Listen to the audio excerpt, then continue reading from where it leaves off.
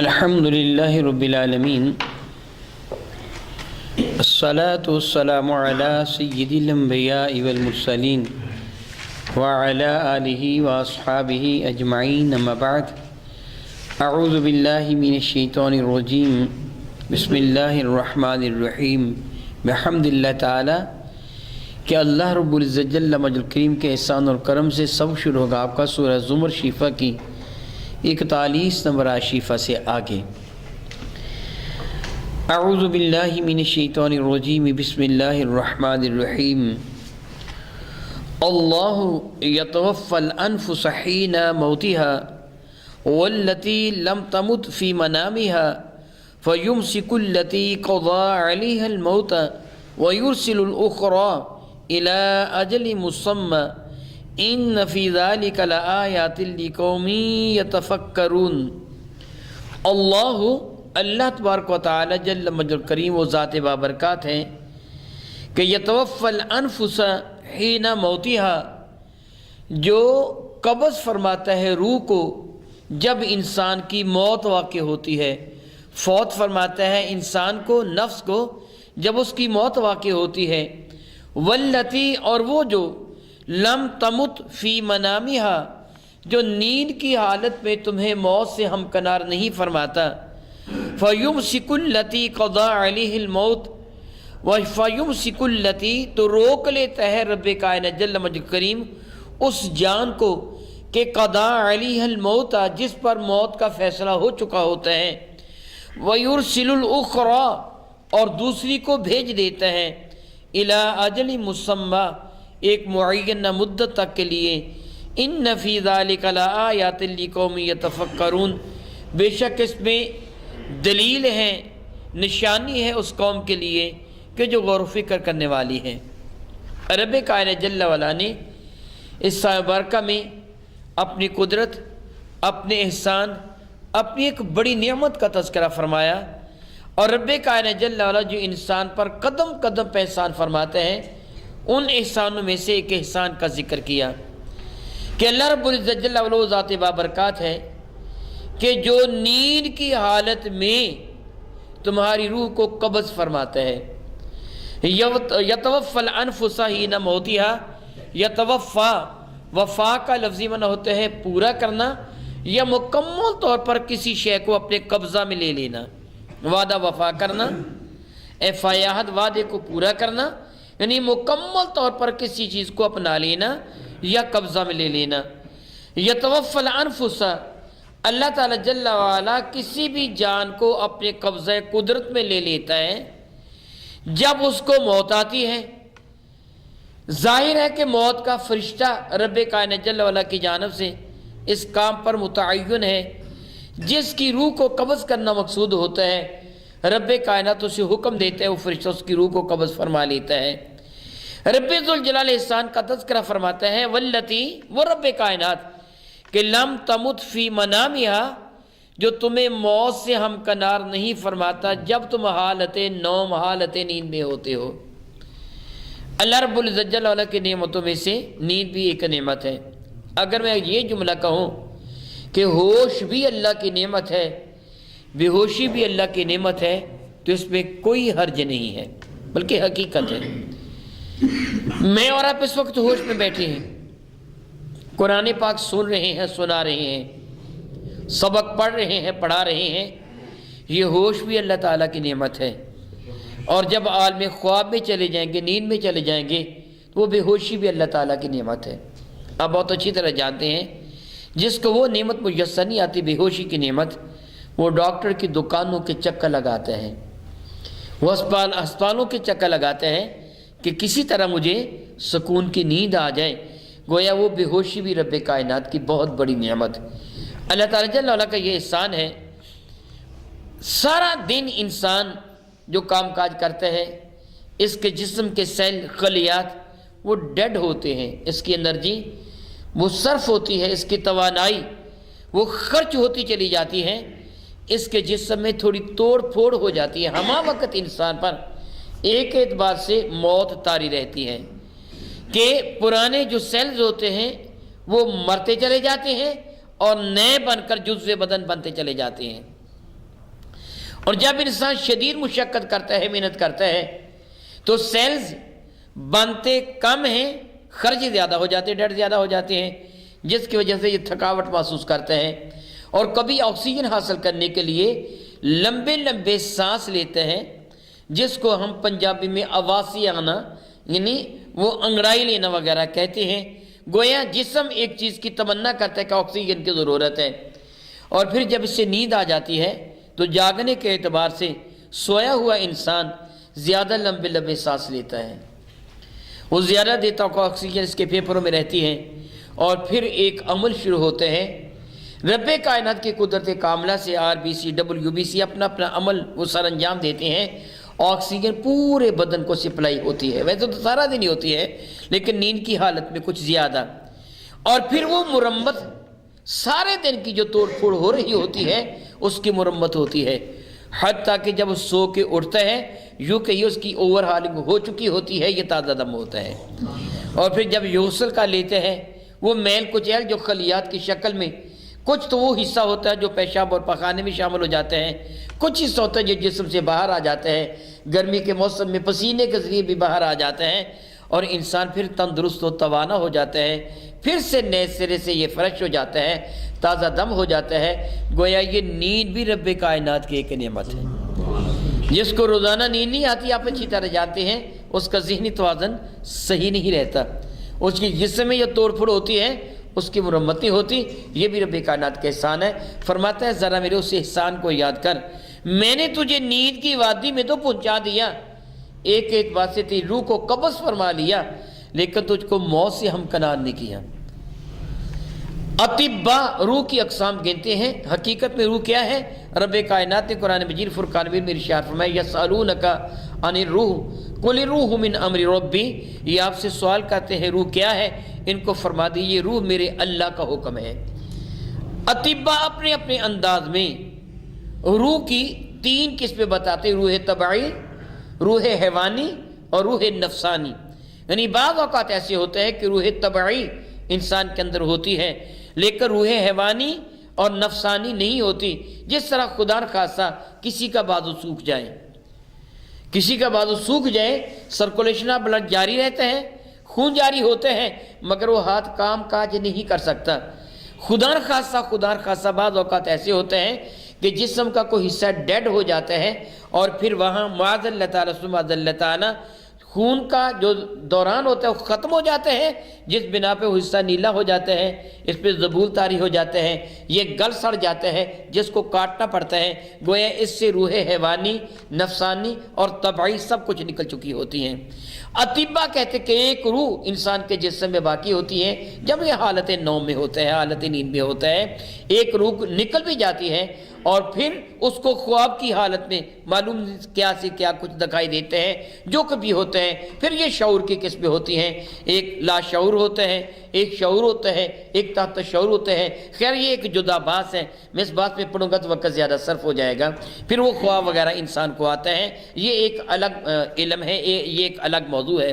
رب کائنات جگہ ارشاد گرامی قدر فرماتا ہے دیکھ ہے انسان، میں تیری روح کو ایک اعتبار سے قبض فرماتا ہوں جب تو حالت نیند میں ہوتا ہے، اور پھر رب کائنات جل وعلا اپنی قدرت کاملہ کا اظہار فرماتے ہیں، ارشاد فرماتے ہیں فَيُمْسِكُ الَّتِي قَضَى عَلَيْهَا الْمَوْتَ، تو جس کی موت واقع ہو جانی ہوتی ہے رب کائنات اس کی روح کو قبض فرما لیتا ہے، اس کے بدن میں واپس نہیں بھیجتا، وہ سویا ہوا بس ہمیشہ کی نیند سو جاتا ہے، پھر اس کی آنکھ نہیں کھلتی، بس قیامت ہی کو کھلے گی۔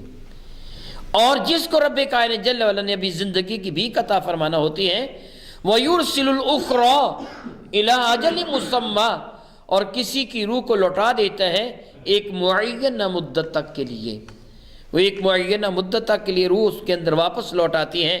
إِنَّ فِي ذَلِكَ لَآيَاتٍ لِقَوْمٍ يَتَفَكَّرُونَ، بے شک اس سارے کے سارے معاملات میں فکر اور غور کرنے والی قوم کے لیے ایک عبرت ہے، ایک نشانی ہے اللہ تعالیٰ کی قدرت کی زبردست دلیل۔ میرے اور آپ کے کریم آقا رب کائنات کے محبوب تاجدار عرب و عجم شفیع معظم رحمت عالم صلی اللہ تعالی وسلم جب آرام فرمانے کے لیے اپنے بستر پر جلوہ فرما ہوتے تھے تو میرے اور آپ کے کریم آقا رسول رحمت صلی اللہ علیہ وسلم کی آیت کریمہ تھی۔ عمومی طور پر میرے آقا رسول رحمت صلی اللہ علیہ وسلم حرم کعبہ کی جانب رخ زیبہ فرما کر آرام فرمایا کرتے تھے۔ اپنا داہنا ہاتھ اپنے دائیں رخسار کے نیچے رکھ کر آپ آرام فرمایا کرتے تھے، اور جب آپ اپنے بستر شیفہ پہ تشریف لے جاتے، حکم ہے میرے نبی کا صلی اللہ تعالیٰ حبیبی دائماً ابدا، جب تو اپنے بستر پر جائے تو پلو کے ساتھ اپنے بستر کو جھاڑ لینا۔ اسلام دین فطرت ہے، اس کے سارے اصول اور سارے تقاضے این فطرت کے مطابق ہیں۔ فرمایا اپنے پلو سے بستر کو جھاڑ لینا۔ تو کیا جانتے ہیں بستر پر کوئی ایسا جانور یا ایسی شے ہو جو تجھے نقصان پہنچائے؟ بستر جھاڑ کر میرے کریم آقا تاجر البجم محو استراحت ہوتے، اور آرام فرمانے سے قبل جب اپنا مبارک پہلو بستر پر رکھتے تو میرے کریم آقا دعا مانگا کرتے تھے۔ فرماتے تھے بسمک ربی وضعت جنبی، اے اللہ تعالی میں یہ جو پہلو بستر پر رکھ رہا ہوں تیرے نام سے رکھ رہا ہوں، یعنی میری نیند کی ابتدا بھی تیرے ذکر مبارکہ کے ساتھ ہے۔ اگر آپ یہ عربی کی عبارت ساری یاد نہیں رکھ سکیں گے، میں اس کا اردو کا مفہوم عرض کر دیتا ہوں۔ میرے اور آپ کے آقا رسول عربی شفیع معظم بستر پہ جاتے تو جو دعا فرمایا کرتے تھے، آپ بھی اس دعا کے مفہوم کو یاد کر لیجئے۔ جب آپ داہنے پہلو میرے کریم آقا کی سنت کے مطابق لیٹیں تو بارگاہ رب العزت میں کر کے اے اللہ تعالیٰ جل مجکیم، میں تیرے حکم سے اور تیرے نام کی برکت سے اے اللہ تعالیٰ جل مجکیم میں اپنا پہلو اے پروردگار عالم جل وعلا بستر پہ لگا رہا ہوں، اور تیرے ہی حکم، تیرے اختیار، تیری قدرت اور تیری طاقت کے ساتھ ہی صبح میں اٹھوں گا۔ اگر میں اٹھوں گا تو تیرے حکم سے اٹھوں گا۔ تو اے رب کائنات جل مجکیم، اگر اس اسنا میں کہ میں نے تیرا نام لے کر اپنے پہلو کو بستر پہ لگایا ہے، اے اللہ تعالیٰ جل وعلا اگر تیرے حضور آج میرے لیے موت ہے کہ میں صبح اٹھوں گا نہیں، تو اے اللہ تعالیٰ جل وعلا میرا حشر اپنے نیک بندوں کے ساتھ فرمانا۔ اگر مجھے موت آ جائے تو مجھے عباد الصالحین کے ساتھ اے اللہ تعالیٰ شامل فرما لینا، اور اگر تو اے اللہ تعالیٰ جل وعلا مجھے زندگی عطا فرمائے، صبح میری آنکھ کھلے تو اے اللہ تعالیٰ میری حفاظت اس طرح فرمانا جس طرح تو اپنے نیک بندوں کی حفاظت فرمائے گا۔ یہ مفہوم ذہن میں رکھ لیں، عربی ضروری نہیں ہے۔ لیٹتے وقت اے اللہ تعالیٰ میں تیرے نام سے تیری رحمت کے ساتھ میں اپنا پہلو بستر پہ رکھ رہا ہوں، اے اللہ تعالیٰ جل وعلا جب میں صبح اٹھوں گا تو تیری عطا فرمودہ طاقت سے اٹھوں گا، تیری قدرت کے ساتھ اٹھوں گا، تیری رحمت کو اپنے دامن میں لے کے اٹھوں گا۔ تو اے اللہ تعالیٰ اگر آج رات مجھے موت آ جائے تو اے رب کائنات جل وعلا نیک بندوں میں میرا شمار فرما لینا، نیکوں کے ساتھ مجھے رکھنا، اور اے اللہ رب العزت جل کریم اگر تو مجھے زندہ رکھے تو میری حفاظت اس طرح فرمانا جس طرح تو اپنے نیک بندوں کی حفاظت فرمائے گا، مجھ پہ اپنی رحمت نازل فرمانا۔ یہ بھی یاد رکھیے، میرے اور آپ کے کریم آقا تاجر البجم شفیع معظم رحمت عالم کا ارشاد گرامی قدر ہے کہ اگر کوئی شخص، سیدنا ماقل بن یسار اس حدیث مبارکہ کے راوی ہیں، امام ترمذی نے اس کو جامع ترمذی میں نقل فرمایا ہے، جو میں حدیث مبارکہ آپ کو سنانے جا رہا ہوں۔ میرے کریم آقا فرماتے جو شخص رات سونے سے قبل 3 مرتبہ اعوذ باللہ السمیع العلیم من الشیطان الرجیم پڑھ لیتے ہیں، سونے سے قبل یا مطلقاً شام کو 3 مرتبہ اعوذ باللہ السمیع العلیم من الشیطان الرجیم پڑھنے کے بعد سورہ حشر کی آخری 3 آیات مبارکہ کی تلاوت کر لیتا ہے، هو اللہ الذی لا الہ الا ہو سے لے کے آخر سورہ مبارکہ تک۔ میرے اور آپ کے کریم آقا فرماتے رب کائنات 70,000 فرشتوں کی ڈیوٹی لگا دیتا ہے جو ساری رات اس کے حق میں دعائے رحمت کرتے رہتے ہیں۔ اگر اس حال میں یعنی آج کی رات جس رات اس نے پڑھا ہے وہ مر جائے گا تو رب کائنات اس سے مرتبہ شہادت عطا فرما دے گا، اور یہی اجر اسے ملے گا جو صبح پڑھ لیتا ہے۔ سارا دن رب کائنات کی رحمت اس کے شامل آ رہتی ہے۔ ایک اور روایت میں اس سے بھی امام ترمذی نے نقل فرمایا ہے، جو آدمی داہنی کروٹ لیٹے اور سورہ اخلاص کی تلاوت کرے 100 سے 200 مرتبہ کم از کم داہنی کروٹ لیٹ کر پڑھے میری کریم آقا کے ارشاد گرامی قدر کا مفہوم بنتے ہیں، اس کے اور جنت کے درمیان اتنا فاصلہ رہ جاتے ہیں، اگر اس رات وہ مر جائے گا، ادھر اس کی آنکھیں بند ہوں گی، ادھر جنت کا دروازہ کھل جائے گا۔ وہ ہے رب کائنات جل وعلا نے ہمارے لیے بہت آسانیاں پیدا فرما دی ہیں، بہت آسانیاں۔ میں اس کر رہا تھا، رب کائنات ارشاد فرماتے ہیں ان فی ذلک لآیات لقوم یتفکرون، بے شک ان معاملات میں دلائل قدرت ہیں اس قوم کے لیے جو غور و فکر کرنے والی قوم ہے۔ ام اتخذوا من دون اللہ شفعاء، تو کیا کافروں نے اللہ تعالیٰ کے مقابلہ میں سفارشی تلاش کر لیے، ڈھونڈ لیے، فلاں میرا سفارشی ہوگا، فلاں میرا سفارشی ہوگا، فلاں سفارشی ہوگا۔ قل، فرما دیجئے اے محبوب مکرم صلی اللہ تعالی علیہ وسلم دائما ابدا، اولو کانوا لا یملکون شیئا ولا یعقلون، اگرچہ وہ معبودان باطلہ جن کو تم اپنے سفارشی بنائے بیٹھے ہو وہ کوئی بھی اختیار نہ رکھتے ہوں اور ان کو کوئی بھی عقل نہ ہو، پھر بھی تم ان کو اپنا سفارشی بنائے بیٹھے ہو۔ اس آیہ مبارکہ کی شرح اگلی آیہ مبارکہ میں آ رہی ہے۔ رب کائنات جل وعلا فرماتا ہے ان کو فرما دیجئے، قل یا رسول اللہ علیہ فرما دیجئے، للہ الشفاعت جمیعا، شفاعت کا تمام تر اختیار اللہ تعالیٰ کے دست قدرت میں ہے۔ انہوں نے کافروں نے بتوں کو اپنا سفارشی بنا دیا، ان کو کیا اختیار ہے؟ شفاعت کا سارا اختیار اللہ تعالیٰ جل وعلا کے پاس ہے۔ خود فرماتے ہیں من ذا الذی یشفع عندہ الا باذنہ، کس کی جرأت ہے وہ اپنے رب کے سامنے کسی کی سفارش کر سکے؟ ہاں الا باذنہ، جس کو وہ اجازت دے گا وہ سفارش ضرور کرے گا۔ جس طرح معبودان باطلہ کی سفارش کا انکار فرض ہے، لا الہ الا اللہ، کوئی بھی الہ نہیں ہے سوائے اللہ تعالیٰ کے۔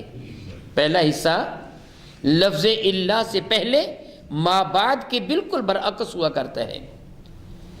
لا الہ معبودان باطلہ کی نفی ہے، کوئی بھی الہ نہیں ہے الا اللہ، مگر اللہ تعالیٰ۔ یعنی جس طرح اللہ کو ماننا ضروری ہے اسی طرح معبودان باطلہ کا انکار بھی ضروری ہے۔ تو جس طرح معبودان باطلہ کا انکار فرض ہے اسی طرح اللہ کی توحید کا اقرار بھی فرض ہے۔ میں آپ کو کوئی بات سمجھانا چاہتا ہوں، اچھی طرح سمجھیں، میں پھر دہرا رہا ہوں جملے کو۔ جس طرح معبودان باطلہ کی نفی، ان کا انکار فرض ہے، اسی طرح اللہ کی توحید کا اقرار بھی فرض ہے۔ ایک آدمی صرف انکار کرے مگر رب کی توحید کا اقرار نہ کرے وہ کافر ہے، گویا وہ کائنات پہ کسی کو رب مانتا ہی نہیں ہے، الہ مانتا ہی نہیں ہے۔ لا الہ، کوئی بھی عبادت کے لائق نہیں ہے، اللہ استثنائیہ ہے۔ اللہ کے بعد والا جملہ پہلے جملے کے بالکل الٹ ہوا کرتا ہے اور دونوں پر ایمان رکھنا ہوتا ہے۔ الا اللہ، مگر اللہ، یعنی اللہ کیا؟ معبود ہے اور ضرور ہے، آگے لفظ معبود نہیں ہے۔ لا الہ، الہ کا لفظ گزر چکا ہے پہلے، کوئی بھی بات کے لائق نہیں، اللہ مگر اللہ، اللہ کے آگے لفظ معبود نہیں ہے۔ مراد کیا ہے؟ مگر اللہ ضرور معبود ہے، دوبارہ وہ جملہ کہنے کی ضرورت نہیں، پہلے گزر چکا ہے۔ اسی طرح سمجھیے، من ذا الذی یشفع عندہ، کس کی جرأت ہے کہ اللہ کے سامنے کسی کی سفارش کر سکے؟ معبودان باطلہ کی سفارش کی سختی سے نفی ہے۔ اللہ بإذنہ، ہاں جس کو رب اذن دے دے گا، اب اس کی سفارش کا ماننا بھی فرض ہے، اس کا انکار بھی کفر ہوگا، کیونکہ رب فرماتے ہیں مگر جس کو وہ اجازت دے دے۔ جس طرح لا الہ الا اللہ کتاب میں کہہ چکا ہوں، دونوں ہی کو ماننا ہوگا۔ کوئی کافر، کوئی معبود باطل ہرگز نہ تو معبود ہو سکتے ہیں نہ سفارشی ہو سکتے ہیں۔ اللہ معبود ہے، جس کو اللہ اجازت دے وہ ضرور سفارشی ہے۔ تو اس لیے میرے نبی کو رب نے اجازت دی۔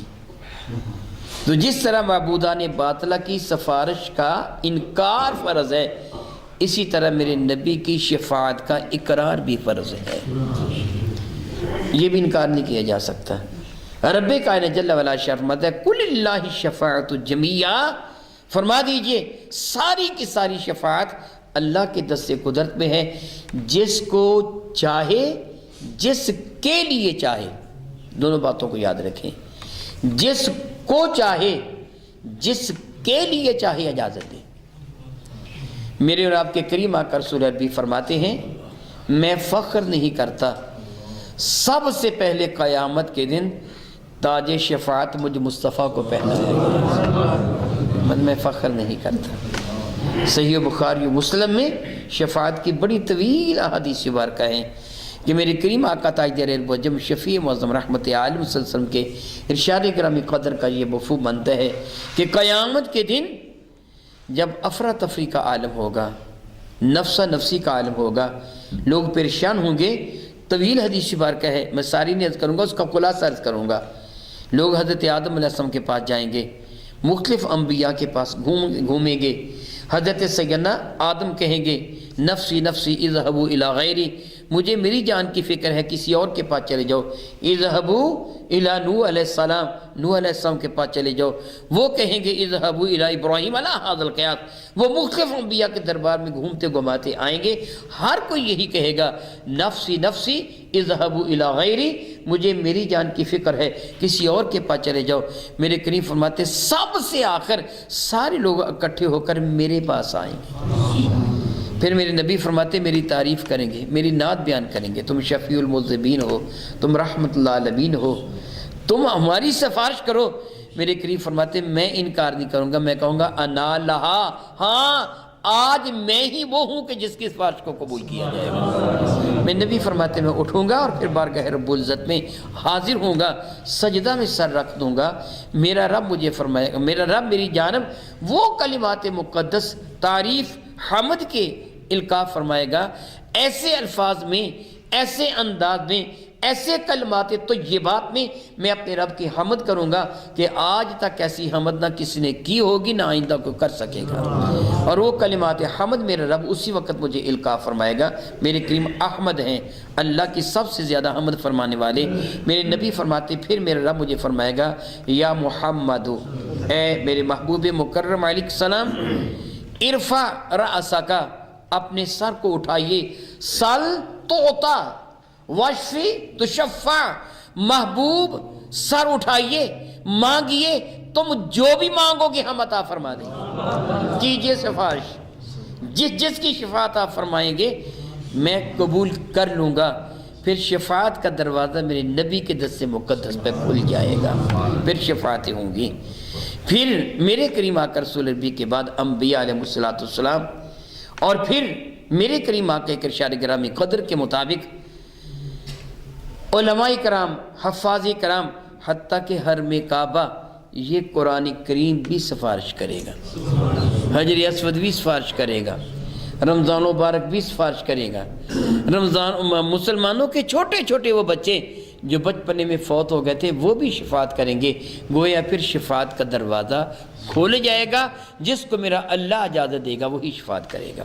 فرماتے ہیں لہو ملک السماوات والارض، اسی کی بادشاہت آسمانوں میں بھی ہے اور زمین میں بھی ہے، جس کو چاہے اختیار دے، جسے چاہے اختیار نہ دے، جس کو اختیار دیا اس کا انکار بھی کفر، جس کو اس نے اختیار نہیں دیا اس کو اختیار ماننا بھی کفر۔ بتوں کے اختیار اس نے نہیں دیا، اگر تم بتوں کا اختیار مانو گے تو کفر ہے، نبیوں کو اختیار دیا ہے، ان کا انکار بھی کفر ہے۔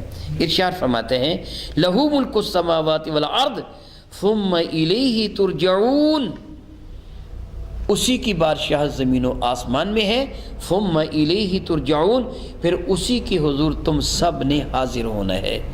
اے کاش یہ احساس حقیقی طور پر ہمیں محسوس ہو جائے، کوئی کام کرنے سے پہلے ہماری سوچ اس نہج پہ آ جائے کہ میں نے اپنے رب کے حضور حاضر ہونا ہے، میں نے اپنے رب کو جواب دینا ہے اگر وہ مجھ سے پوچھے گا میں کیا کر رہا ہوں۔ اے کاش اگر ہم اپنی یہ عادت بنا لیں کوئی کام کرنے سے پہلے یہ سوچ لیں کہیں اس کام کے بارے میں قیامت کے دن اس سے پوچھ نہ لیا جائے، تو بہت سارے گناہوں سے انسان بچ جاتا ہے۔ دعا ہے کہ رب کائنات ہمیں قرآن کریم صحیح سمجھنے کی اور اس پر عمل کی توفیق عطا فرمائے۔ او کما قال اللہ تبارک و تعالی واللہ تعالی اعلم باسرار کتابہ۔